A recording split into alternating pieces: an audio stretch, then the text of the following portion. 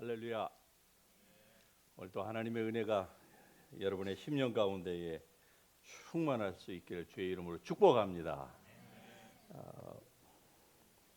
올해 들어서 우리가 이 사도행전 가운데에서 보여지는 하나님의 역사에 대해서 우리가 같이 살펴보고 있는데요. 오늘은 그 2장 사도행전 2장 21절과 22절의 말씀을 통해서 같이 은혜를 나누기를 원합니다. 같이 읽으실까요? 누구든지 주의 이름을 부르는 자는 구원을 받으리라 하였느니라. 이스라엘 사람들아, 이 말을 들으라. 너희도 아는 바와 같이 하나님께서 나사렛 예수로 큰 권능과 기사와 표적을 너희 가운데서 베푸사 너희 앞에서 그를 증언하셨느니라. 아멘. 여러분, 기독교는 인간은 구원받아야만 하는 존재라고 하는 사실을 나타내 주는 것으로 가득 차 있습니다. 하나님을 떠났을 때에 인간에게 또 한 국가에게 어떤 일들이 벌어지는가 하는 것들을 구약에서 아주 적나라하게 우리에게 잘 보여주고 있죠. 이런 측면에서 봤을 때에 성경은 하나님의 책입니다. 할렐루야. 성경은 인간의 저작물이 아니라 하나님의 책이다. 할렐루야.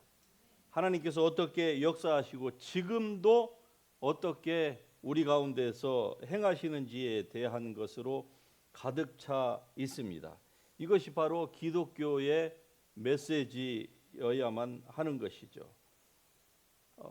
그런데 이것을 이제 없이 하려고 하는 운동이나 또 사람들이 인류 역사 가운데에 많이 있었습니다. 하지만은 하나님은 그때마다 인류 역사에 깊이 개입을 하셨습니다. 보십시다. 타락 이후로 인간이 하나님께서 흩어지라고 그랬습니다. 온 세상에 흩어져서 생육하고 번성하라고 하였는데 바벨탑을 중심으로 흩어지기를 그들이 원하지 않았죠. 그래서 오히려 하늘에까지 닿아보려고 하는 그런 인간의 그 교만함을 드러냈을 때에 하나님께서 어떻게 하셨습니까? 친히 하나님이 내려오셔서 인간의 언어를 다 흩으셨습니다. 그로 말미암아 인간이 다 흩어지게 된 거예요. 그 후에는요, 사람들이 또 비도덕적이고 비양심적인 삶을 계속적으로 살았습니다. 그로 말미암아서 사실 오늘 우리가 살고 있는 이 세상의 그 악에 견줄 만한 악이 홍수 이전에 하나님께서 세상을 지으신 불과 2000년밖에 되지 않는 그 짧은 기간 동안에 세상의 악이 하나님이 홍수로 온 세상을 다 멸망시키지 않고서는 이 세상 자체가 다 폭발해 버릴 것 같은 죄로 말미암아서 오염되어서 심지어는 믿는 사람이 한 사람도 남지 않을 것과 같은 그러한 세상이 되었기 때문에 하나님이 어떻게 하셨습니까? 친히 또 내려오셔서 세상을 물로 노아와 그 가족을 제외하고서는 다 하나님께서 이 정리를 하셨던 것입니다. 그러니까 하나님은요, 그냥 세상 종교가 추구하는 것과 같은 그런 그 추상적인 개념의 신이 아닙니다. 하나님은 옛날이나 지금이나 영원토록 예수 그리스도가 동일하신 것처럼 하나님도 동일하게 역사하시는 하나님입니다. 할렐루야. 여러분의 삶 가운데서 하나님께서 친히 말씀을 항상 우리 그 음성이 우리의 귀에 들리지 않음으로 말미암아 우리가 하나님이 멀리 있는 것 같이 우리가 느낄 따름이지 실제로는요, 이 성경에서 보여주는 이 모든 역사가 하나님께서 우리의 삶을 친히 우리의 삶 가운데에 오셔서 간섭하고 계신다, 우리를 돌보고 계신다 하는 것을 말씀해 주고 있는 책이 바로 성경입니다. 자, 보십시다. 하나님은 아브라함에게 행동으로 나타나셨습니다. 여러분이 잘 알다시피 아브라함은 당시에 이 아라비아 반도 저쪽 동쪽에서 이 믿지 아니하는 모든 당시의 사람들과 같이 어울려서 살고 있었습니다. 그런데 어느 날 하나님께서 그에게 나타나신 거예요. 그리고서 내 본토 친척 아비 집을 떠나라, 그렇게 그에게 명령을 하셨습니다. 그 결과 아브라함은 떠났지요. 그런데 히브리서에 보면은 아브라함이 갈 바를 알지 못하고 하나님의 명령에 순종했다, 이렇게 얘기합니다. 여러분, 우리의 삶 가운데서도요, 하나님께서 각 사람에게 역사하실 때에 우리가 가야 될 뚜렷한 이정표를 하나님께서 주시고 우리에게 말씀하시는 경우는 거의 없습니다. 이거 여러분 우리가 분명히 알아야만 합니다. 많은 사람들이 하나님께서 우리에게 말씀하시면은 1, 2, 3, 4 정확하게 무엇인가를 말씀하실 것 같다라고 그렇게 생각을 하지만, 그러나 그런 예외적인 케이스가 있기는 있습니다. 없는 게 아니에요. 세상의 모든 것에는 익셉셔널한 케이스는 분명히 있습니다. 그러나 일반적으로 봤을 때 하나님은 우리에게 어떻습니까? 아브라함처럼 무조건적인 순종을 원하십니다. 할렐루야. 그때 여러분도 무조건적으로 아브라함처럼 순종할 수 있기를 주의 이름으로 축복합니다. 그래서 믿음으로 말미암는 자들은 아브라함의 자손이라 이렇게 표현을 하는 거예요. 아브라함은 갈 바를 알지 못하고 그가 나간 것이에요. 이것이 바로 아브라함에게나 오늘을 사는 우리에게나 나타나는 하나님의 모습입니다. 하나님은 그냥 단순히 무한히 저 멀리 천국에만 계시는 그런 추상적인 신이 아니다, 이 말이죠. 그리고 우리는 예배 드릴 때에 아무런 느낌도 없이 그냥 와서 때가 됐으니까 그리스도인이니까 이렇게 예배를 드리는 그러한 존재가 아니다, 이 말입니다.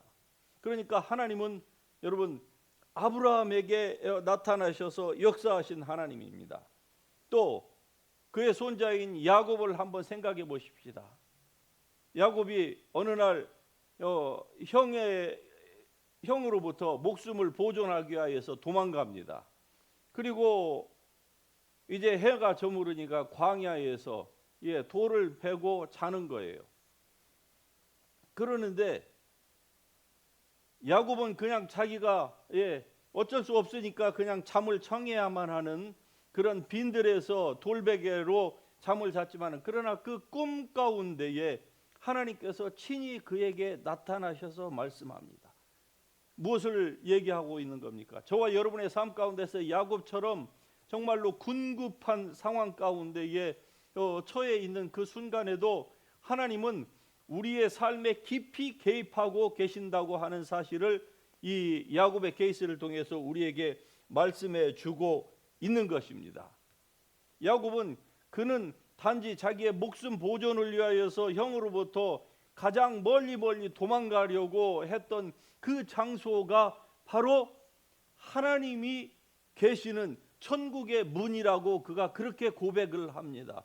저와 여러분이 사는 이 세상이 천국과는 정말로 너무나도 거리적으로, 물리적인 거리상으로 그렇게 많이 떨어져 있는 것이 사실이겠지요. 그러나 이 야곱의 이 케이스를 통해서 보면은 여러분과 제가 오늘 밤에 가서 고단에서 눕는 그 우리의 머리맡이 바로 여러분이 진정한 하나님을 사랑한 하나님의 자녀라고 하면은 바로 천국의 바로 문이다라고 하는 사실 여러분 잊지 마시기를 바랍니다. 여러분의 때로 감정이, 느낌이 그것을 여러분에게 바로 전달해 줄 수 없을지라도 하나님의 우리는 약속을 믿는 사람입니다. 하나님의 약속 가운데에 무엇을 우리에게 말씀합니까? 바로 하나님은 우리와 가까이 계신다, 이것을 말씀하고 있는 거예요. 멀리 계시는 분이 아닙니다. 우리는 아브라함의 하나님, 이삭의 하나님, 그리고 야곱의 하나님을 살펴보고 있습니다. 어디 그것뿐입니까? 하나님은 출애굽을 계획하신 하나님이십니다. 출애굽은 모세가 계획한 게 아니에요. 모세는 살인 죄를 저지르고 애굽의 이인자였지만은 그가 도망가서 이제 양치기로서 그것도 처가살이를 하면서 그냥 인생이 죽을 날만을 기다리면서 죽지 못해서 사는 그러한 인생으로 전락된 그러한 옛 왕자 출신이죠. 그런 이 모세가 무슨 출애굽을 여러분 작정했겠습니까? 애굽의 당시에 바로의 힘이 얼마나 막강하다고 하는 것을 다른 사람은 몰라도 이 모세는 아는 겁니다. 그런데 그가 어떻게 그 엄청난 일을 그가 계획이나 했겠습니까? 자기 몸 하나도 간수하기가 힘든 판국인데 그 절대 권력 앞에 그가 가서 그 일을 하겠다고 그가 생각했다고 우리가 생각한단 말입니까? 어림없는 일입니다. 어느 날 여호와의 사자가 떨기나무 불꽃 가운데서 그에게 나타나시니라. 그가 보니 떨기나무에 불이 붙었으나 사라지지 아니하는지라. 그래서 모세가 그 불타는 떨기나무 그 광야에서 흔히 볼 수 있는 그 가시덤불로 이루어진 나무입니다. 그 나무 옆에 가까이 가보는 거예요. 아니 불이 붙었으면은 연기가 오르고 그리고 조금 있으면은 불이 사그라들어야 되는 것인데 그대로이거든요. 그래서 멀리에서 그것을 지켜보다가 점점 가까이 갑니다. 그때 하나님께서 그에게 말씀합니다. 모세야, 모세야, 이리로 가까이 하지 말라. 너의 선 곳은 거룩한 땅이니 너의 발에서 신을 벗으라. 나는 내 조상의 하나님, 아브라함의 하나님, 이삭의 하나님, 야곱의 하나님이니라. 내가 내려가서 이스라엘 백성들을 애굽인의 손에서 건져내고 그들을 그 땅에서 인도하여 아름답고 광대한 땅, 젖과 꿀이 흐르는 그 땅에 데려가로 하노라. 모세가 내려가서 이렇게 말하지 않고 성경은 여호와 하나님 내가 내려가서 이렇게 얘기를 합니다. 하나님은 인간의 절망이 더 이상 물러설 수 없는 그 시점, 그 땅에 찾아오십니다. 할렐루야. 그러므로 여러분의 삶 가운데에서 절망 가운데 있습니까? 더 이상 물러날 곳이 없다고 생각하는 그러한 막막한 지경에 다다라 있습니까? 여러분, 하나님은 함께 하십니다. 하나님은 절대로 여러분을 멀리하지 아니하시는 하나님이십니다. 우리가 어려움을 당할 때에 항상 느끼는 것이 무엇입니까? 무엇인가가 나에게 이 눈에 보이게 가시적으로 주어졌으면 좋겠다라고 사람들이 그렇게 열망을 하죠. 그러나 전혀 그러한 어떤 징조도 여러분 앞에 나타나지 않는다 할지라도 하나님은 여러분과 함께 하십니다. 그리고 여러분이 그런 어려움 가운데서 어떻게 행동하면서 어떻게 하나님을 신뢰하면서 나아가느냐 하지 않느냐를 하나님은 보고 계시는 거예요. 비록 여러분의 감각이 무엇을 여러분에게 전달해 주지 못한다 할지라도 하나님은 함께 하십니다. 할렐루야. 행동하시는 하나님, 늘 함께 하시는 하나님, 살아계시는 하나님, 역사하시는 하나님, 여러분의 삶에 가장 가까이 와 계시는 하나님이심을 여러분 믿을 수 있기를 주의 이름으로 축복합니다. 하나님은 또한 이 갈멜산 가운데에서 역사하셨던 하나님이십니다. 우리는 엘리야와 이 우상 숭배자들 850대 1로 어떤 그들이 대결을 벌였는가 하는 그 스토리를 잘 알고 있습니다. 이때에 하나님의 사람이라고 하는 이 엘리야가 이렇게 얘기를 합니다. 당신들 850명대 나 혼자인데 우리가 이렇게 이 게임에 종지부를 찍자. 불로 응답하시는 그가 참 신이다. 그러니까 너희가 섬기는 그 바알 신이나 아니면 내가 섬기는 이스라엘의 하나님 만군의 여호와나 불로 응답하는 그가 참 신이고 그렇지 않은 신은 죽은 걸로 하고 이 게임에서 지는 걸로 하자. 그러자 그들이 좋다고 하죠. 왜? 그들도 나름대로 확신이 있었거든요. 그리고 숫자가 뭐 비교가 안 될 만큼 850대 1이 아닙니까? 그들이 먼저 게임을 시작합니다. 이건 목숨을 건 게임이에요. 그냥 단순히 뭐 게임에서 지고 말고 뭐 아이스크림 사내기 뭐 이런 게임이 아닙니다. 예. 지면은 한쪽이 완전히 목숨줄이 그대로 끊어져야만 하는. 예. 그런데 그들이 먼저 시작을 하는데 뭐 정오가 돼도 아무런 징조가 없자 이 엘리야가 뭐라고 얘기를 합니까? 그들을 조롱하면서 얘기합니다. 너의 신이 혹시 여행 갔는 거 어떻게 아느냐? 아니면은 지금 졸고 있는지도 모르니까 좀 열심히 좀 해봐. 그렇게 해가지고 되겠어? 조롱을 합니다. 잔다고 하면은 좀 가서 깨워봐라. 이렇게 해도 결국 아무런 뭐가 없는 거예요. 아무런 역사가 일어나지 않는 겁니다. 왜 그랬을까요? 그들이 섬긴다고 하는 그들의 신은 한마디로 인간의 지성과 철학을 투영해서 만들어낸 신이기 때문에 그래요. 참신 앞에서 그들의 신은 아무것도 아닌 것입니다. 그러니까 불로 응답할 수가 없는 것이죠. 오늘날 우리도 자칫 잘못하면은 이런 오류의 구덩이에 빠지기가 쉽습니다. 하나님을 섬긴다, 예배한다, 그리스도인의 삶을 산다 하는데 우리 가운데에서 아무런 하나님의 역사를 우리가 경험하지 못한다고 하면 그럴 리가 없습니다. 제대로 하나님을 섬긴다고 하면은 어린아이들이라도 그렇게 미적지근한 삶을 살아갈 수는 없는 거예요. 그러므로 여러분과 제가 섬기는 교회, 우리의 신앙생활이 이 우상 숭배자들처럼 자신의 그 찬란 지성과 그리고 철학적인 어떠한 그 투영물로 말미암아서 만들어낸 조작된 그러한 신으로 섬기지 않기를 바랍니다. 우리가 섬기는 하나님은 살아계신 하나님입니다. 할렐루야. 그리스도 예수를 죽은 자 가운데서 살리신 하나님이 너희 안에 거하시면 너희 안에 거하시는 그의 영으로 말미암아 너희의 죽을 몸도 살리시리라. 할렐루야.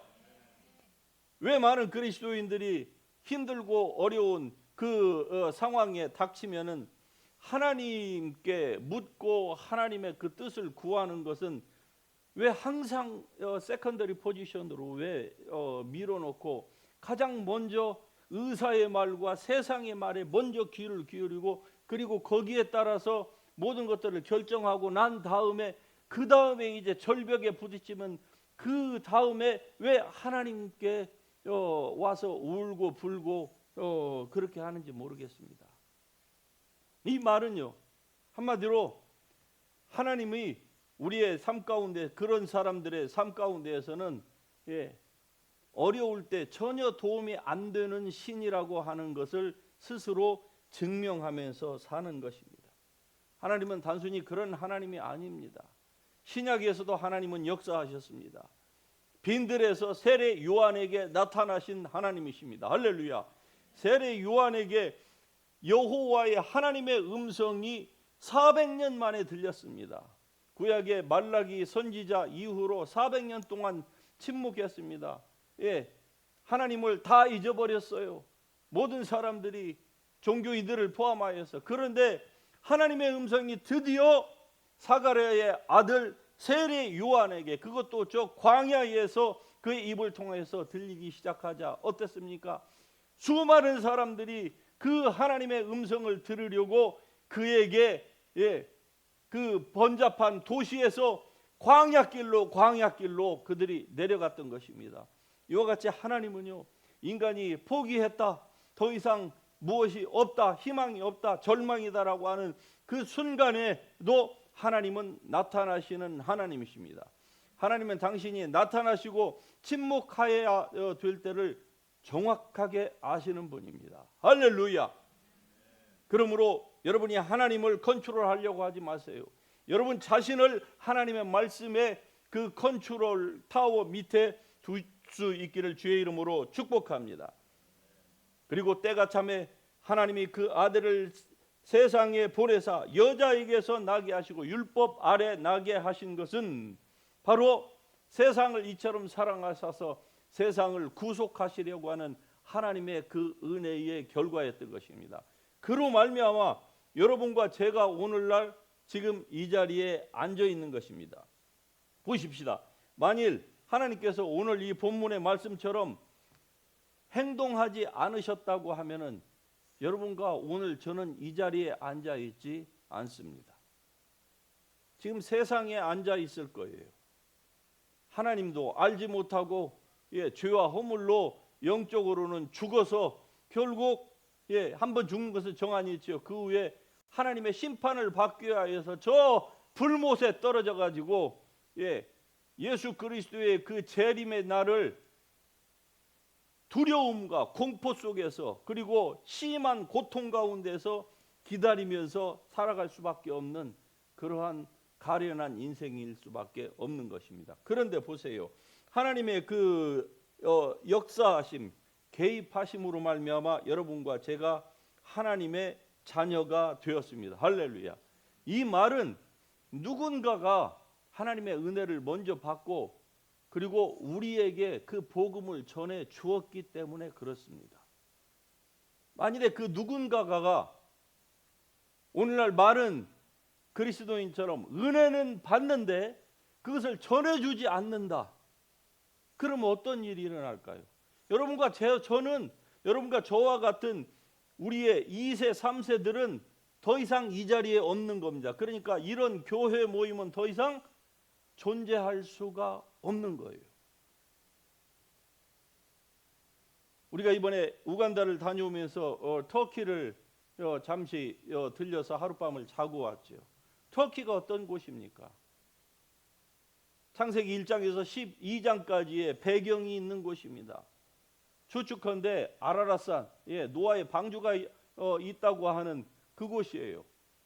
소아시아의 초대 7교회, 에베소부터 시작해가지고 라우디게아까지의 그 교회가 있었던 곳입니다. 그런데 그 교회가 지금 어디에 있습니까? 터키에 가서 찾아보면은요, 찾을 수 있죠. 그때 교인들이 핍박을 피해서 숨어 들어갔던 지하 동굴 같은 것들은 가서 여행할 수는 있습니다. 구경 삼아서. 그러나 그때의 그 교회의 모습은요, 더 이상 터키에서 찾아볼 수가 없습니다. 겉으로 보면은 뭐 근사한 나라 같지요.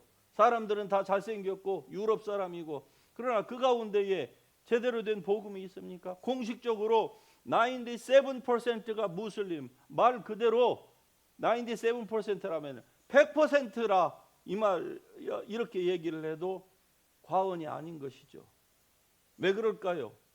여러분과 제가 사는 이 이민교회와 우리 한국교회가 그런 날을 맞지 않기 위해서는 우리의 신앙생활이 지금과 같아서는 안 된다고 하는 것은 분명합니다. 할렐루야.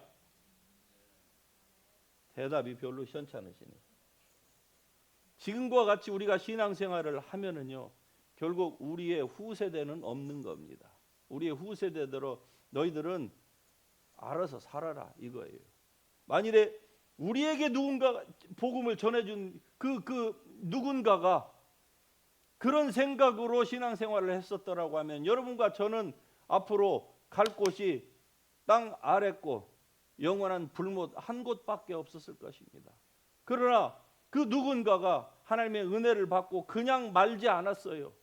하나님께서 주시는 마음의 그 부담을 가지고 뭐 선교사들처럼 무슨 뭐 인생을 다 버리고 산을 넘고 바다를 건너서 그 목숨의 위협을 무릅쓰고 가지는 못할지언정 그 누군가는 그 복음을 전하는 하나님의 은혜를 전하는 그 불편함의 자기의 그 세상에서 나왔던 것입니다. 그로 말미암아 오늘 우리가 있게 된 거예요. 그런데 우리는요, 이게 부담스러운 얘기이기는 하지만 그러나 이 하나님의 말씀을 듣고 우리가 뭐 다른 사람이 싫어한다, 내가 그렇게 하는 것은 다른 사람의 프라이버시를 뭐 침해하는 것이다, 이런 별별 이 reasonable 한 이런 그 합리적인 생각으로 말미암아 오늘 우리가 이 일을 하지 않는다고 하면 어떻게 될까요?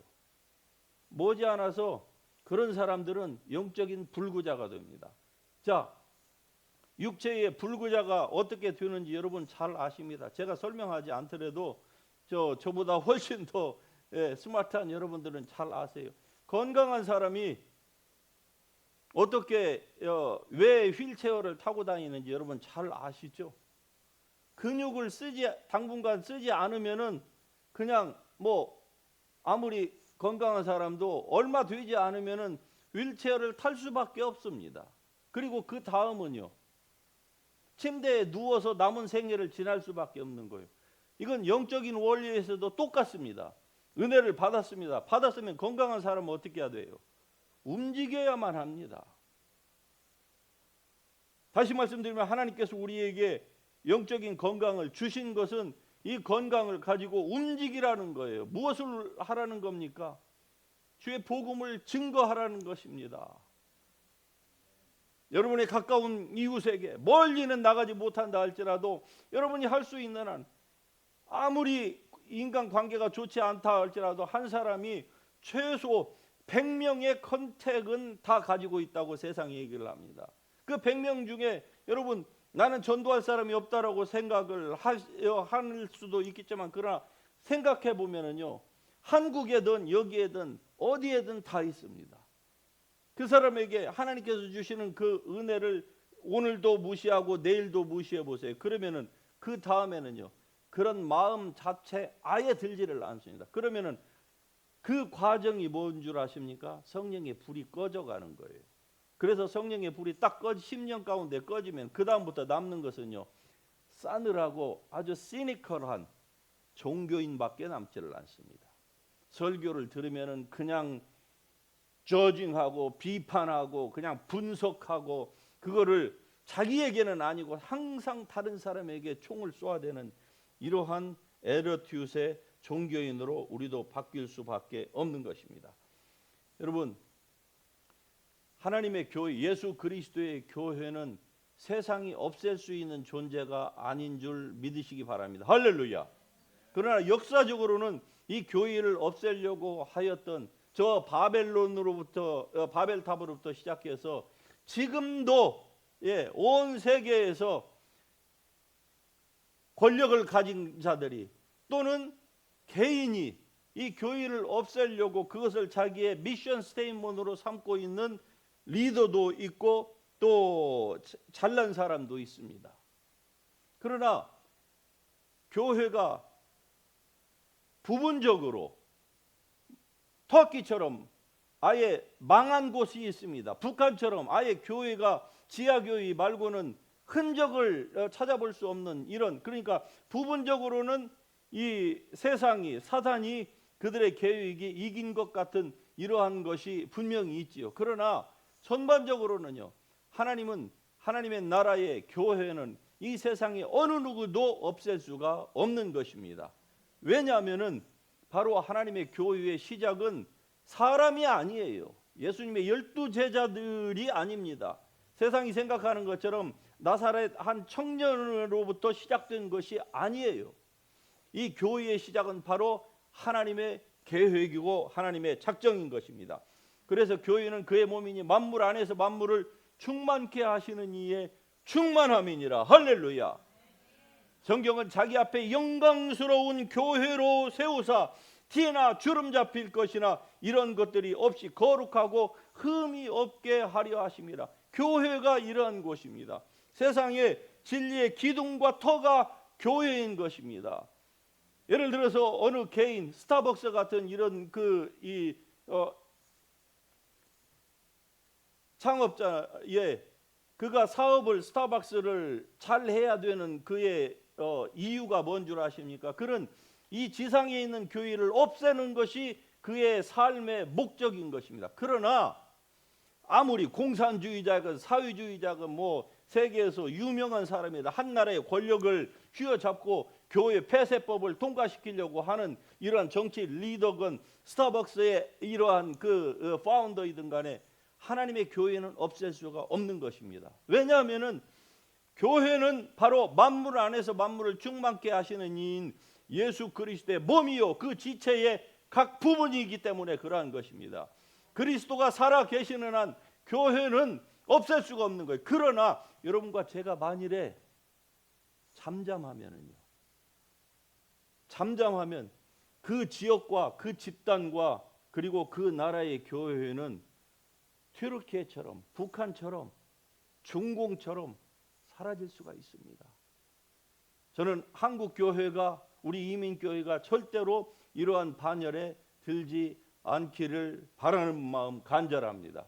그리고 그것이 바로 여러분과 저의 소망이어야 될 줄 믿습니다.